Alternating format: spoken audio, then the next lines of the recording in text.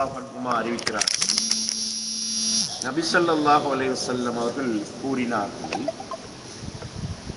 நிச்சயமாக சுவனம் ஒரு வருடத்தின் ஆரம்பத்தில் இருந்து அடுத்த வருடம் வரைக்கும் ரமலானுக்காக அலங்கரிக்கப்படுகிறது. தொடர்ந்து அல்லாஹ்வுடைய தூதர் சொன்னார்கள், இந்த ரமலான் மாதத்தின் முதலாவது நாளில் அரிசின் கீழ் இருக்கின்ற சுவன மரங்களில் இருந்து காற்று வீசுகின்றது ஹூர்லின்கள் மீது. இந்த மாதத்தின் முதலாவது நாள், ரமதான் மாதத்தின் முதலாவது நாள், அரிசின் கீழ் இருக்கின்ற சுவனத்தில் உள்ள மரங்களில் இருந்து ஹூர்லிங்களை நோக்கி காற்று வீசுகின்றது. அப்பொழுது அந்த ஹூர்லின்கள் சொல்வார்கள், இறைவனே, உனது அடியார்களிலே எங்களது கண்களை குளிரச் செய்யக்கூடிய மனைவிமார்களை, கணவன்மார்களை எங்களுக்கு நீ ஆக்கி விடுவாயாக. அதே போல எங்களை கொண்டு அவர்களுடைய கண்களையும் குளிரச் செய்வாயாக. நாங்கள் ஏற்கனவே பார்த்த ஹதீஸ், இப்பொழுது உங்களுக்கு நான் மொழிபெயர்த்து காட்டிய ஹதீஸ், சென்ற வாரம் விளக்கத்துக்கு எடுத்துக்கொண்ட நீண்ட ஹதீஸ், இந்த மூன்றையும் இமாம் பைஹக்கி அவர்கள் ஷுஅபுல் ஈமான் என்ற கிரந்தத்திலே பதிவு செய்திருக்கிறார்கள். இந்த ஹதீஸிலே நாங்கள் பார்க்கின்றோம், ரமலான் மாதத்தினுடைய சிறப்பு. வருடத்தின் ஆரம்பத்திலிருந்து அடுத்த வருடம் வரைக்கும் ரமலானுக்காக அல்லாஹ் சுவனத்தை அலங்கரிக்கிறான். இந்த ரமலான் மாதத்தின் ஆரம்பத்தில் சுவனத்தில் இருந்து வீசுகின்ற காற்று ஹூர்லின்களை அப்படியே வருடி செல்கிறது. அவர்கள் சொல்கிறார்கள், உனது அடியார்களில் எங்களுக்கான கணவன்மாரை நீ ஆக்கி விடுவாயாக, எங்களுடைய கண்களை குளிரச் செய்யக்கூடிய கணவன்மார். அதே போல எங்கள் மூலம் அவர்களுடைய கண்களை குளிரச் செய்யக்கூடிய கணவன்மாரை எங்களுக்காக நீ ஆக்கி விடுவாயாக என்று சொல்கின்ற இந்த ஹதீஸ் ரமலானினுடைய சிறப்பை எங்களுக்கு கூறுகின்றது. உண்மையிலே அல்லாஹ் சுப்ஹானஹு வ தஆலா சுவனத்தில் இருக்கின்ற ஒரு வகையான பேரின்பந்தான் ஹூருல் ஈன் என்று சொல்லக்கூடிய கண்ணழகிகள். இந்த அவர்களை பற்றி அல் குர்ஆன் பல இடங்களிலே உயர்த்தி சிலாகித்து பேசுகிறது. அவர்கள் கஅம்சாலில் லுக்லுஇல் மக்னூன், பேணி பாதுகாக்கப்பட்ட ஆணி முத்துக்களைப் போல அந்த ஹூர்லின்கள் இருப்பார்கள் என்று அல் குர்ஆன் குறிப்பிடுவதை நாங்கள் பார்க்கிறோம். அல்லாஹ்வுடைய தூதர் ஸல்லல்லாஹு அலைஹி வஸல்லம் ஹூர்லின்களை பற்றி சொல்கின்ற பொழுது, وَلَنَسِيفُهَا عَلَى رَأْسِهَا خَيْرٌ مِنَ الدُّنْيَا وَمَا فِيهَا أو كما قال رسول الله صلى الله عليه وسلم. ஒரு ஹூரின் பெண்ணின் உடைய தலையின் மீது இருக்கின்ற முந்தானை அல்லது முக்காடு உலகத்தையும் உலகத்தில் உள்ளவைகளையும் விட சிறந்ததென்று சொல்லியிருக்கிறார்கள். மற்றும் ஒரு ஹதீஸிலே, ஹூர்லின்களிலே உள்ள ஒரு பெண்மணி இந்த உலகத்தை எட்டி பார்ப்பானேயானால் இந்த வானத்துக்கும் பூமிக்கும் இடைப்பட்ட பகுதிகளை பிரகாசத்தால் நிரப்பி விடுவாள் என்று ஸல்லல்லாஹு அலைஹி வஸல்லம் சொன்னார்கள். இந்த ஹூர்லின்களை அல்லாஹ்வுடைய தூதர் இந்த உலக வாழ்க்கையிலே சம்பந்தப்படுத்தி பேசியிருக்கிறார். ஒரு முறை ஸல்லல்லாஹு அலைஹி வஸல்லம் சொன்னார்கள், கணவனுக்கு கட்டுப்படாமல் கணவனுக்கு எதிர்த்து பேசிக்கொண்டு இருக்கின்ற இந்த உலகத்து பெண்ணை நோக்கி சொர்க்கத்தில் இருக்கிற ஹூர்லின் பெண் சொல்கின்றாள், அவரை நீ நோவினை செய்யாதே, ஏனென்றால் அவர் உன்னை விட்டு பிரிந்து என்னை அடைந்து விடக்கூடும். அவர் மரணித்தால் அல்லாஹு தஆலா என்னோடு அவரை சோடி சேர்த்து விடுவான்.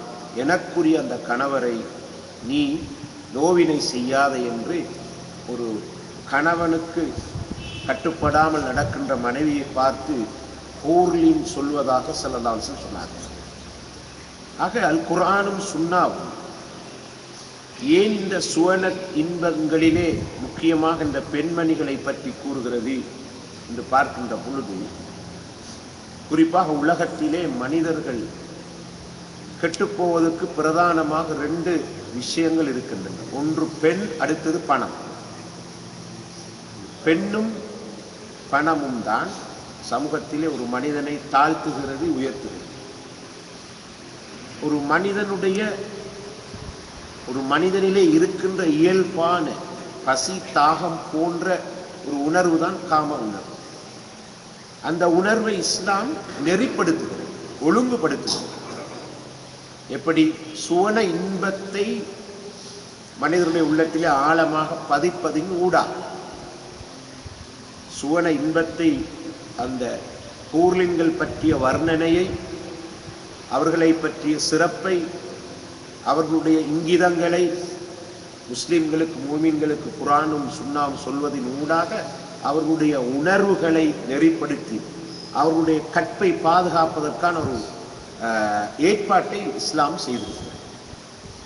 இனி ஒரு மனிதன் அப்படியான நிலையான பேரின்பங்களை இலக்காக கொண்டு இந்த உலகத்தில் வாழ வேண்டும் என்பதற்காக அல்லாஹ் தஆலா ஹூர்லின்களை பற்றி குர்ஆனிலும் சொல்லியிருக்கிறான். நபி ஸல்லல்லாஹு அலைஹி வஸல்லம் அவர்கள் ஹதீஸிலும் சொல்லியிருக்கின்றார்கள். அந்த வகையில் தான் இந்த ரமலானை பற்றிய இந்த ஹதீஸிலும் அது இடம்பெற்றிருக்கிறது. ஹூர்லின்கள்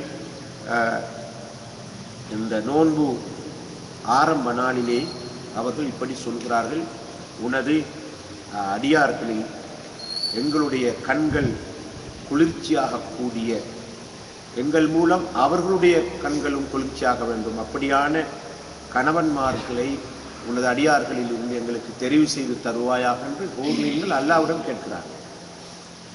எனவே அல்லாஹ் சுப்ஹானஹு வ தஆலா அப்படியான ஒரு ஏற்பாட்டை சொர்க்கத்திலே செய்திருக்கிறான். மூமின்களுக்கு இங்கிருந்து ஈமான் கொண்ட நிலையில் வஃபாத்தாகி அல்லாஹ்வை சென்றடைந்து சுவனம் வாஜிபாக ஆக்கப்படுகின்ற எல்லா மூமின்களுக்கும் அல்லாஹ் தஆலா அந்த ஹூர்லின்களை திருமணம் முடித்து வைப்பதாக குர்ஆன் சொல்கிறது. வஸவ்வஜ்னாஹும் பிஹூரின் ஈன், ஹூருல் ஈன்களை நாங்கள் அவர்களுக்கு திருமணம் முடித்து வைப்போம் என்று அல் குர்ஆன் குறிப்பிடுவதையும் நாங்கள் இதிலே பார்க்கிறோம். கண்ணியத்துக்குரிய பெரியோர்களே, சகோதரர்களே, நாங்கள் மிக நீண்ட வாரங்களாக பார்த்து வந்த சௌம், நோன்பு என்ற தலைப்பை நிறைவு செய்யக்கூடிய இறுதி ஹதீஸை நாங்கள் பார்க்கிறோம். وعن أبي هريرة عن النبي صلى الله عليه وسلم أنه قال يغفر لأمته في آخر ليلة في رمضان قيل يا رسول الله أهي ليلة القدر قال لا ولكن العامل إنما يوفى أجره إذا قضى عمله رواه أحمد. அபூ ஹுரைரா ரலியல்லாஹு அன்ஹு அறிவிக்கின்றார்கள், நபி ஸல்லல்லாஹு அலைஹி வஸல்லம் அவர்கள் கூறினார், ரமலான் மாதத்தின் கடைசி இரவிலே இந்த உம்மத்துக்கு மன்னிப்பு வழங்கப்படுகிறது, மக்ஃபிரத் வழங்கப்படுகிறது. அப்பொழுது கேட்கப்பட்டது, அல்லாஹ்வின் தூதரே, அந்த இரவு லைலத்துல் கத்ர் இரவா? ரமலான் மாதத்தின் கடைசி இரவிலே இந்த உம்மத்துக்கு மன்னிப்பு வழங்கப்படுகிறது என்று ரசூலுல்லாஹ் சொன்ன பொழுது கேட்கப்பட்டது, அந்த இரவு லைலத்துல் கத்ர் இரவா? அல்லாஹ்வுடைய தூதர் சொன்னார்கள், இல்லை. என்றாலும் அமல் செய்யக்கூடிய ஒருவர் எப்பொழுதெல்லாம் அமல் செய்து முடிவடைகிறார் அவருக்குரிய கூலி பூரணமாக வழங்கப்பட்டுவிடும். இந்த ஹதீஸ் முஸ்னத் அஹ்மதிலே பதிவாக இருக்கிறது. இந்த ஹதீஸிலே நாங்கள் பார்ப்போம், அல்லாஹ்வுடைய தூதர் ரமதான் மாதத்தின் கடைசி இரவிலே மன்னிப்பு வழங்கப்படுகிறது என்று சொல்கிறார். அல்லாஹு தஆலா ரமதானிலே மக்ஃபிரத் என்ற வெகுமதியை மனிதர்களுக்காக கொடுக்கின்றார், அவருடைய பாவங்களை மன்னிக்கிறார். கடைசி இரவு என்று சொன்ன பொழுது சஹாபாக்களுக்கு ஒரு சந்தேகம் வந்து, அது லைலத்துல் கத்ர் இரவாக இருக்குமா? ரசூலுல்லாஹ் சொன்னார்கள் இல்லை. ஏன்னா அதிகமான ஹதீஸ்கள்ல வந்திருக்குது, அந்த இரவு ரசூலுல்லாஹ் இத்தனையாம் இரவுதான் உறுதியாக சொல்ல, ஒற்றைப்பட வருகின்ற இரவிலே தேடிக்கொள்ளுங்கள் தான் சொன்னாங்க. இங்கேயும் அப்படி சொல்றாங்க, இறுதி இரவு தான் அதுன்னு சொல்ல இல்லை. அதுக்கு மாற்றமா என்ன பதில் சொல்றாங்கன்னு சொன்னா, நீங்க ரமலான்ல கடைசி 10ல் இன்ன இரவு இன்ன இரவு இந்த இரவுன்னு சொல்லி விசேஷப்படுத்தி பிரத்யேகமாக குறித்து அதில் அமல் செய்ய வேண்டிய அவசியம் இல்லை. நீங்க எப்போதெல்லாம் அமல் செஞ்சு முடிகிறீங்களோ அப்போதெல்லாம் அல்லாஹ் கூலியை தந்துடுவாங்க. எனவே கடைசி இரவுக்காக அல்லது முதல் இரவுக்காக, முதலாவது இரவுக்காக, அல்லது 27ஆம் இரவுக்காக, 29ஆம் இரவுக்காக காத்து கொண்டிருக்க தேவையில்லை. ரசூலுல்லாஹ் தான் சொல்றாங்க, கடைசி 10லே முதலாம் இரவிலே அல்லது கடைசி இரவிலே நீங்க உங்களோட அமலை பிற்போடவாங்க. எப்ப நீங்க அமல் செஞ்சு முடிக்கிறீங்களோ அப்ப அல்லாஹ் தஆலா கூலி தருவாங்க. அதான் அல்லாஹ் தஆலாவுடைய பண்பு. ஆகவே நீங்க எல்லா இரவிலும் அமல் செய்யுங்க, இரவுல அமல் செஞ்சு முடிஞ்ச உடனே அல்லாஹ் கூலியை தருவார். ஆக இந்த உம்மத்தை ரசூலுல்லாஹ் வழிகாட்டுறாங்க எப்படின்னா, நீங்க எந்த அளவுக்கு அமல் செய்றீங்களோ அது ஒவ்வொரு நாளும் உங்களோட வசதி வாய்ப்புகளுக்கு ஏற்ப செஞ்சு முடிஞ்சா அல்லாஹ் தஆலா உங்களுக்கு கூலியை தருவார். இன்றைக்கு ஒரு மனுஷன் காலையில் எழும்பி சுபுஹ் தொழுது 5 நேரம் தொழுது முன்பின் சுன்னத் தொழுது அல்லாஹ்வுக்கு ஆற்ற வேண்டிய உரிமைகள் எல்லாம் செஞ்சு இஷா தொழுகையை முடிச்சுட்டு அதுக்கு பின்ன சுன்னத்தெல்லாம் முடிச்சுட்டு, சில பேர் வித்திர இஷாவுக்கு பின்னுக்க தொழுவாங்க, சிலர் தஹஜ்ஜுத் நேரம் தொழுவாங்க. அவன் அந்த ராவுன் அமலை அவர் முடிச்சுக்காருந்தா அல்லாஹ் உடனே அதுக்கு எழுதுறான். அல்லாஹ் தஆலா காலதாமதம் செய்வதில்லை, உடனே எழுதுறான். அப்ப ரசூலுல்லாஹ் சொல்றாங்க, நீங்க அந்த கடைசி இரவுக்காக எல்லாம் பார்த்துக்கிட்டு தேவையில்லை. ரமலான்ல ஒவ்வொரு இரவையும் பயனுள்ள விதத்துல கழிங்க. அந்த இரவு முடிஞ்ச உடனே அல்லாஹ் கூலியை எழுதுவோம். அந்த கூலி அல்லாஹ்ட்ட இருக்குது. அல்லாஹ் தஆலா நோம்புக்குரிய கூலியை இவ்வளவு என்று சொல்லுங்க, அதை என்ன தேதிக்கு நான் கொடுக்குறேன். ஆக இந்த ஹதீஸோடு நோன்பு என்ற தலைப்பு நிறைவடைகிறது. கண்ணியத்துக்குரிய சகோதரர்களே, நாங்கள் இந்த நோன்பு என்ற பிரதான தலைப்பிலே உபதலைப்பாக வருகிறது பாபு ருயத்தில் ஹிலால், பிறை பார்த்தல் என்ற ஒரு தலைப்பு. அந்த தலைப்பிலே முதலாவது பகுதியில் இடம்பெறக்கூடிய முதலாவது ஹதீஸுக்கான விளக்கத்தை மட்டும் நாங்கள் பார்ப்போம் இன்ஷா அல்லாஹ் தஆலா. அன் இப்னு உமர் ரலியல்லாஹு அன்ஹுமா قال قال رسول الله صلى الله عليه وسلم لا تصوموا حتى تروا الهلال ولا تفطروا حتى تروه فإن غم عليكم فاقدروا له. وفي رواية قال الشهر 29 ليلة فلا تصوموا حتى تروه فإن غم عليكم فأكملوا العدة 30 متفق عليه. இந்த தலைப்பு பொதுவாக ஹதீஸ் கிரந்தங்கள் ஆரம்ப காலத்தில் தொகுக்கப்பட்ட, அதாவது தாய் நூல்கள் சொல்லுவாங்க, ஹதீஸ் கிரந்தங்களா இருக்கலாம். உதாரணமா சஹீஹ் புகாரி, சஹீஹ் முஸ்லிம், திர்மிதி, இப்னு மாஜா, அபூ தாவூத், நசாஇ, இந்த மாதிரி அல் குதுபு சித்தா, இந்த 6 கிரந்தங்கள் அல்லது பொதுவாக ஃபிக்ஹ் சட்டக்கலை கிரந்தங்கள், இவற்றிலெல்லாம் தலைப்பு இமாம்கள் போட்டிருக்கிறார்கள் ருயத்துல் ஹிலால், பிறை பார்த்தல் என்றுதான் போட்டிருக்காங்க. பிறை பார்த்தல் என்றுதான் எல்லாத்திலும் வந்துக்குது. அந்த தலைப்புக்கு கீழால் சட்டக்கலை நூல்களிலே அல்லது ஹதீஸ்களுக்கு விளக்கம் சொல்ற ஆட்கள் பிறையை கணிப்பிடுதல் பற்றி பேசுவாங்க. ஆனா தலைப்பு எப்படி இருக்குன்றால் பிறை பார்த்தல் தான். எந்த கிரந்தத்திலும் பிறை பார்த்தல். இந்த வகையில் தான் இந்த மிஷ்காத்துல் மசாபிஹ் என்ற இந்த புத்தகத்திலே பிறை பார்த்தல் என்ற தலைப்பை போட்டிருக்கிறார்கள். எனவே நோன்பு கடமையாகுது. ரமலான் மாத நோன்பு முஸ்லிம்கள் மீது கடமை. அதில் சிறப்புகளை நாங்கள் படிச்சுக்கிறோம். ஆனால் நோன்பு மாதம் தீர்மானிக்கப்படுவதற்கு பிறை இன்றியமையாத ஒன்று, அவசியமான ஒன்று. பிறை பார்த்து அதன் மூலம்தான் ரமலான் மாதம் உறுதி செய்யப்படுகிறது. எல்லா மாதமும் தான், குறிப்பாக ரமலான் மாதம். ஏனென்றால் ரமலானிலே இந்த வாஜிபான அமல் இருப்பதன் காரணமாக அதற்கு முக்கியத்துவம் கொடுத்திருக்கிறார்கள். எல்லா மாதமும் பிறையின் மூலமாகத்தான் உறுதிப்படுத்தப்படுகிறது. அந்த பிறையை உறுதிப்படுத்த வேண்டும் என்று சொன்னால் 2 மீதமான சாட்சிகள் அல்லது அதை விட அதிகமான சாட்சிகள் மூலம் பிறை பார்த்த விடயம் உறுதிப்படுத்தப்பட வேண்டும் என்பது இஸ்லாமிய ஷரியா சட்ட திட்டம் கூறுகின்ற ஒரு விடயம்.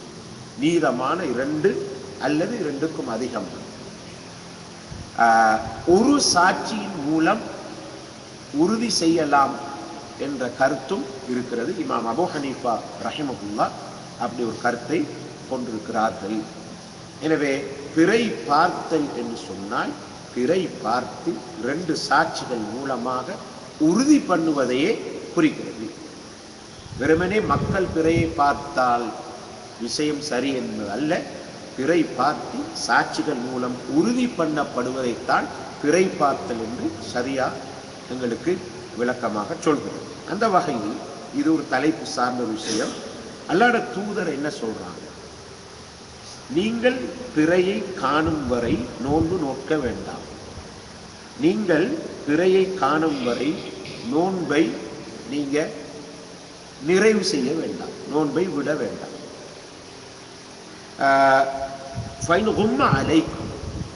பிறை தென்படாத அளவுக்கு மேகம் மூட்டம் மறைத்தால் எண்ணி கணக்கிட்டுக் கொள்ளுங்கள். இன்னொரு அறிவிப்பில் இடம்பெற்றிருக்கிறது, மாதம் என்பது 29 நாட்கள் ஆகும். நீங்கள் பிறையை காணும் வரை நோன்பு நோக்க வேண்டாம். பிறை பார்க்க முடியாதவாறு மேகம் மூட்டம் மறைத்தால் 30 கணக்கிட்டு பரிபூர்ணப்படுத்திக் கொள்ளுங்கள். இந்த ஹதீஸ் சஹீஹ் புகாரி சஹீஹ் முஸ்லிமில் வந்திருக்கிறது. அதாவது ஷஅபான் மாதத்தை 30 நீங்கள் நிறைவு செய்து கொள்ளுங்கள், முழுமைப்படுத்திக் கொள்ளுங்கள். இப்போ நாங்கள் ஒரு ஷஅபான் மாதத்திலே பிறை பார்ப்போம். பிறை தென்படாத வகையிலே மேகமூட்டம் மறைத்தால் அந்த ஷஅபான் மாதத்தை 30 என்று நாங்கள் தீர்மானிப்போம். பிறை தெரிஞ்சா அடுத்த நாள் எல்லாருக்கும் சரி ரமலான் விளங்கும். தெரியாம மறைச்சா இருக்கிற அந்த மாதம் ஷஅபான 30 பூர்த்தி செய்தல். இந்த ஹதீஸ் இது போன்ற பல ஹதீஸ் இன்று ஒரு சர்ச்சைக்குரிய ஹதீஸாக மாற்றம் பட்டிருக்கிறது. பிறை பார்த்தல் தொடர்பாக சுமார் 8க்கும் அதிகமான கருத்துக்கள் இருக்கு. அந்த 8க்கும் அதிகமான கருத்துக்கள் இருக்கின்றன. இன்ஷா அல்லாஹ் அடுத்த வாரம் இந்த 8 கருத்துக்களும் என்ன என்பதை பற்றி உங்களுக்கு ஒரு சிறிய ஒரு விளக்கத்தை நான் உங்களுக்கு தருவேன். இங்கே நாங்கள் ஒன்றை விளங்குவோம். அல்லாஹ்வுடைய தூதர் முதலாவது இந்த ஹதீஸை சொன்னது சஹாபாக்கள் சமூகம். முன்னிலைப்படுத்தி யாரை பேசுறாங்கன்னா முதலாவது சஹாபாக்கள். இந்த ஹதீஸ் முதலாவது சொல்லப்பட்டது சஹாபாக்களுக்கு என்பதில் கருத்து வேறுபாடு இல்லை. 8 கருத்துக்களை உடையவர்களும் 80 கருத்து இருந்தாலும் அவங்க எல்லோரும் ஒன்றுபடுகின்ற உடன்பாட விஷயம்தான். ரசூலுல்லாஹ் முதலாவது பேசிப்பாங்க அவங்களோட சமூகத்துக்கு தான். அந்த பின்னணியில தான் இந்த ஹதீஸ் எல்லாம் விளங்கும். அந்த காலத்தில் வாழ்ந்த அந்த சமூகம் எழுத வாசிக்க தெரியாத சமூகம். எழுத வாசிக்க தெரியாத சமூகம் என்பதை சஹாபாக்களே உறுதிப்படுத்துகிற ஹதீஸ் பின்னால வருவது. இன்ஷா அல்லாஹ் நாங்கள் அடுத்த வாரம் அதை பார்ப்போம். உம்மி சமூகம். உம்மி சமூகத்துக்கு அல்லாஹ்வுடைய தூதர் மட்டுமில்ல, அல்லாஹ்வும் கூட எதையுமே கஷ்டப்படுத்த விரும்ப. எழுத வாசிக்க தெரியாத சமூகம். அந்த காலத்துல ரோமாபுரி, பாரசீகம், இந்தியா, சீனா போன்ற பெரும் நாகரிகம் அடைந்த, அறிவுத்துறையிலே தேர்ச்சி பெற்ற, கலாச்சார பண்பாட்டு துறையில் எல்லாம் உச்சநிலை கண்ட நாடுகள் இருந்தன. அவங்கிட்ட இருந்த பெரும் பெரும் அறிவியல் உண்மைகள், கலை கலாச்சாரங்கள் கூட இந்த சமூகத்திடம் இருந்தது இல்லை. அது சிலர் சொல்லுவாங்க, அது ஒரு இந்த இஸ்லாத்தை அந்த சமூகம் ஏற்றுக்கொள்றதுக்கு அப்படி இருந்தது ஒரு நல்ல விஷயம். ஒரு பேப்பர் இருக்குது, இந்த பேப்பர்ல ஒன்றுமே நாங்கள் எழுத இல்லை, எந்த சித்திரமும் வர இல்லை, கிறுக்கவும் இல்லைன்னா நாங்க விரும்பிய கருத்தை அந்த பேப்பர்ல எழுதலாம், நாங்க விரும்பிய ஒரு படத்தை வரையலாம். கிறுக்கப்பட்ட ஒரு தாளத்தை தான் கஷ்டம் எழுதுறது. இதை போலத்தான் அல்லாஹ் அந்த சஹாபாக்களை இப்படியான இந்த கலை கலாச்சார தாக்கங்கள் அதுக்கு உட்படாம வெள்ளை கடதாசிகளாக வச்சது ரசூலுல்லாஹ்க்கு லேசாமை. இல்லாட்டி அவங்க பெரும் பெரும் கலைகள் எல்லாம் படிச்சு, சீனா, இந்தியா, ரோமா, பாரசீகம் அதெல்லாம் படிச்சு கொண்டு இருந்த சமூகமா இருந்தா ரசூலுல்லாஹ் இந்த தௌஹீத உள்ளத்துல விதைக்கிறதுங்கிறது கஷ்டமா இருக்குது. எளிமையான சமூகம், இயற்கையா வாழ்ந்த சமூகம், அதாவது கள்ளங்கபடமில்லாத மனசு. பாவங்கள் குற்றங்கள்லாம் நடந்தாலும் சரின்னு பட்டா ஒன்று ஏற்றுக்கொள்ளும். இன்றைக்கு வெள்ளக்காரன்ட்ட உள்ள தன்மை அது. ஏன் மேற்குலகத்தில் இஸ்லாம் படுவேகமாக பரவினு அதுக்கு காரணம் சொல்லுவாங்க, அந்த சமூகத்திடம் இஸ்லாத்தை பற்றி விளங்கப்படுத்துகிற நேரம் காரணங்களை சொல்லி விளங்கப்படுத்தினா உடனே ஏற்றுக்கொள்ளும். காரணங்களை சொல்லி விளங்கப்படுத்தினா உடனே ஏற்றுக்கொள்ளும். அது எந்த பகுதியாக இருந்தாலும் சரி. இதுக்குத்தான் இஸ்லாம் பெண்களுக்கு பர்தா போட சொல்லுது. ஒரு பெண்மணியிடம் சொன்ன மேற்குலகத்தில் அது பற்றுதாக்கம், அடுத்த நாள் களிமா சொல்லிப்போம். வம்பு பண்றதெல்லாம் இல்லை. காரண காரிய விதிகளுக்கு முக்கியத்துவம் கொடுக்கிற சமூகம் தான் மேற்குலக சமூகம். சஹாபாக்களும் அப்படித்தான் இருக்கு. இந்த வகையில ரசூலுல்லாஹ் பார்த்தாங்க, இந்த சமூகத்தை கஷ்டப்படுத்தக்கூடாது. அன்றைக்கு இருந்த லேசான முறையத்தான் குர்ஆனும் சொல்லி கொடுக்குது, ரசூலுல்லாஹ் சொல்லி கொடுக்குது. அல்லாஹ் விளங்கணுமா, அல்லாஹ் நீங்க படிக்கணுமா, அல்லாஹ் சொன்னா ஒட்டகத்தை பாருங்க, வானத்தை பாருங்க, மலைகளை பாருங்க, பூமியை பாருங்க. பெரிய அளவு தத்துவம் எல்லாம் போட்டு குழப்பையிலாங்க. அந்த சமூகத்துக்கு யானையை பாருங்க, எரும மாட்டை பாருங்கன்னு சொல்ல, ஏன் ரெண்டும் பரிச்சயம் இல்லாதவங்க. அரபு பிரதேசத்துக்கு யானையும் பரிச்சயம் இல்லை. அப்ரஹாட படை வந்த பிறகுதான் யானையை பார்த்தாங்க. சரி, எனவே ஒட்டகத்தை தான் சொன்னாங்க. ஏன்னா ஒட்டகத்தோட அவங்க பரிச்சயமான சமூகம். இதே மாதிரி ரசூலுல்லாஹ் என்ன சொன்னாங்க, பிறைய பாருங்க, உங்களுக்கு கண்ணுக்கு தெரியுது, பிறைய பாருங்க, லேசா முடிச்சு கொள்ளும். இபாதத்தை அல்லாஹ் கஷ்டப்படுத்த விரும்ப. குர்ஆன் சொல்லுது, வமா ஜஅல அலைக்கும் ஃபித்தீனி மின் ஹரஜ், இந்த மார்க்கத்தில் உங்களுக்கு அல்லாஹ் எந்த கஷ்டத்தையும் வைக்கவில்லை. யுரீதுல்லாஹு பிக்குமுல் யுஸ்ர், அல்லாஹ் உங்களுக்கு இலேசை நாடுகிறான். வலா யுரீது பிக்குமுல் உஸ்ர், கஷ்டத்தை நாட இல்லை. எனவே அல்லாஹ்வுடைய தூதர் சொன்னாங்க, ஒரு கண்ணால தெரிகிற பிறைய பாருங்க, பார்த்தா பிற தெரிஞ்சா நோம்பு நோட்டுக்குள்ள, அது வரைக்கும் நோம்பு பிடிக்க, நோம்பு நோக்கவானா. அதே மாதிரி நோம்பை நீங்க பிடிச்சிக்கிட்டு போய் நோம்பை விடணுமா, திரும்ப பிறைய பாருங்க. லேச சொல்லி கொடுத்தாங்க. பிற பார்க்க இயலாத அளவுக்கு வானத்துல மேகம் மூட்டம் மறைச்சிருக்கிறா, அதுக்கு ஒரு லேசான வழி, கணக்கு பார்த்துக்கணும், கணிப்பிட்டு கொள்ளும். 30 பூர்த்தி செய்து லேசா விட்டுட்டாங்க. இந்த ஹதீஸ் முன்னிலைப்படுத்தியது சஹாபாக்கள். இப்படி ரசூலுல்லாஹ் முன்னிலைப்படுத்தி, நீங்கள் பிறை பார்க்கும் வரை நோன்பு நோக்காதீர்கள், நீங்கள் பிறை பார்க்கும் வரை நோன்பை விட்டு விடாதீர்கள் சொன்னதை அதைதான் பின்னால இப்ப உள்ள கருத்து வேறுபாடெல்லாம் வந்து நீங்கள் சொன்னா சஹாபாக்களை மட்டுமில்லை எல்லாரையும் தான். சரி, சிலர் சொன்னாங்க இது தேசிய மட்டத்தில் உள்ள ஆட்களை முஸ்லிம்களை தான் குறிக்குது, நீங்கள் இல்லை இல்லை இது சர்வதேசத்தில் உள்ள எல்லாரையும் குறிக்குது கருத்து வேறுபாடு வந்து. ஆனால் உண்மையில இந்த நல்ல விலை கொள்ளும் கருத்து வேறுபாட்டினால் ஒரு நலன் இல்லாமல் போகக்கூடாது. கருத்து வேறுபாட்டினால் நலன்கள் இல்லாமல் போறது ஹராம். நோன்பு நோக்கப்பட வேண்டும், அது வாஜிப், அதான் நலன். நோன்பு நோக்கப்பட வேண்டும். எனவே இந்த நோன்பு நோக்கிறதுக்கு மாதத்தை தீர்மானிக்கிறதுக்கு அவ்வளவு காலங்களிலே என்ன இலகுவான வழிமுறைகள் இருக்கிறதோ அத்தனை வழிமுறைகளுக்கும் இஸ்லாம் அனுமதி வழங்கும். அந்தந்த காலத்துல என்னென்ன வழிமுறைகள்லாம் இருக்கிறதோ அதுக்கெல்லாம் இஸ்லாம் அனுமதி வழங்கும். சாதனங்கள், வழிமுறைகள், ஊடகங்கள் விஷயத்தில் இஸ்லாம் இறுக்கமான போக்க கையாளு. இப்படித்தான் நீங்க செய்யணும், அப்படித்தான் செய்யணும்னு சொல்ல. அதுக்கு நல்ல ஒரு உதாரணம், நாங்க மிஸ்வாக்கு செய்வோம். மிஸ்வாக்குட நோக்கம் என்னன்னா வாய் சுத்தமா இருக்கும், அல்லாஹ் திருப்தி. இது ஹதீஸ்ல வரும். அஸ்ஸிவாக்கு மத்ஹரத்துல் லில் ஃபம் வ மர்தாத்துல் லிர்ரப். பல் துலக்குதல் வாயை சுத்தப்படுத்துகிறது, ரப்பை திருப்திப்படுத்துகிறது. இந்த நோக்கத்தை அடைகிறதுக்காக இன்று நாங்க பிரஷ்ஷை பாவிக்கிறோம்.